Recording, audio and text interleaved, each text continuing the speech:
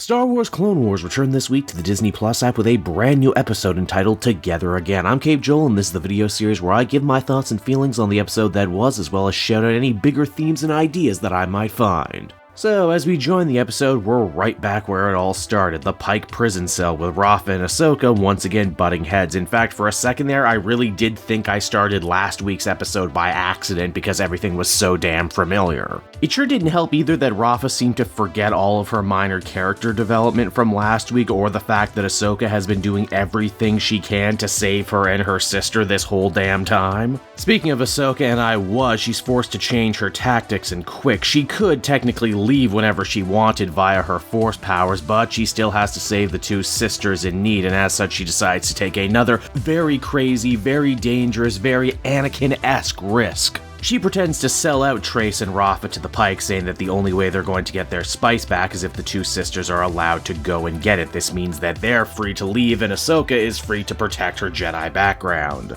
And you know what, this plan might actually have worked too, were it again not for Rafa, who now suddenly decides out of nowhere they need to go back and save Ahsoka, because if they don't, that would mean that Rafa ends up owing someone, and Rafa hates the idea of owing anyone. Oh geez, you know, Rafa might be a huge jerk, but at least she's consistent in being a jerk. How could she even be 100% certain that the Pykes would be good to their word and Ahsoka would be there by the time they got back? The answer is they don't know. Now, the only way they can actually try and broker a deal with the Pykes is if they have their space drugs, and because they ditched the spice in the previous episode, Rafa decides that the only way to make this deal work is if they rob the Pykes to pay the Pykes back. Man, this lady is not a great drug dealer. Does she not think that the Pykes, the biggest spice cartel in the galaxy, won't recognize their own stolen product? You know what, none of it actually matters, and believe it or not, the theft ends up going off mostly without a hitch, due in no small part to the fact that the Pykes' workers are easily bullied by Rafa.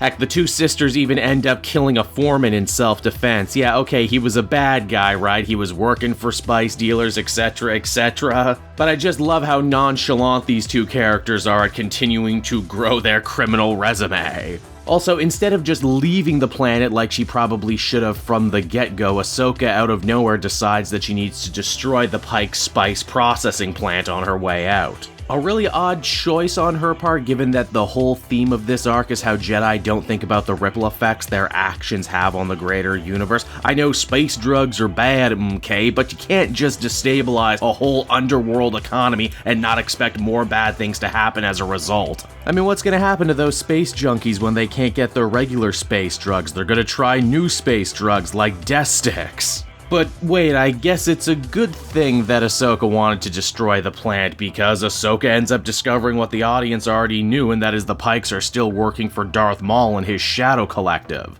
In fact, Maul is pitting all of his underlings against each other to try and earn his favor, which might actually explain why the Pykes got so bent out of shape about losing just a single spice shipment, when it looks to be that they control all the spice in the frickin' sector. Ahsoka ends up getting overwhelmed and recaptured, and once again we end up exactly where all of this started, with the Pykes threatening to execute all of our heroes, but only now when things are at their very most dire. And because the Pyke leader already outed her anyway, Ahsoka decides now is finally the chance to use the full force of her powers to help her and the sisters escape. Admittedly, this does lead to a pretty cool space dogfight wherein Trace gets to finish off her character arc by showing that she truly is a worthwhile pilot. But really, that's about it. And also, you're probably wondering, how do Rafa and Trace take it knowing that the woman who saved their lives is herself a former Jedi? Well, it turns out despite all their talk from the previous episodes, they forgive Ahsoka and are totally cool with her being an ex-Jedi.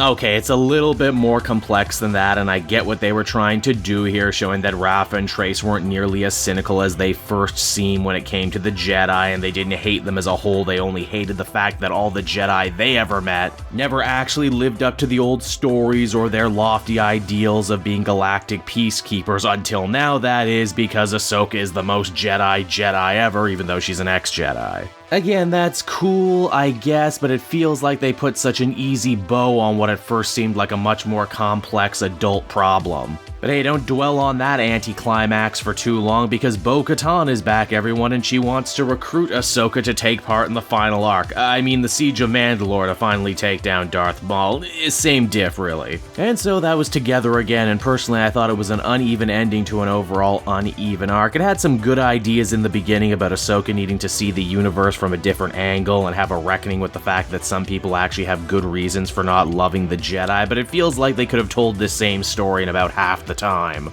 The Pykes ultimately ended up being pretty ineffectual bad guys, which is saying something for a series where the friggin' droid army exists. I know a lot of fans wanted to know what exactly became of Ahsoka following the time when she left the Jedi Order, and I guess the answer is now and forever, she had an unremarkable adventure. Even Bo-Katan and the Mandalorians showing up for some minor appearances throughout this arc almost felt like them apologizing in advance, saying, hey look, if you don't like this one, we promise the next one will be better, and I mean, hey, there's that going for it at least.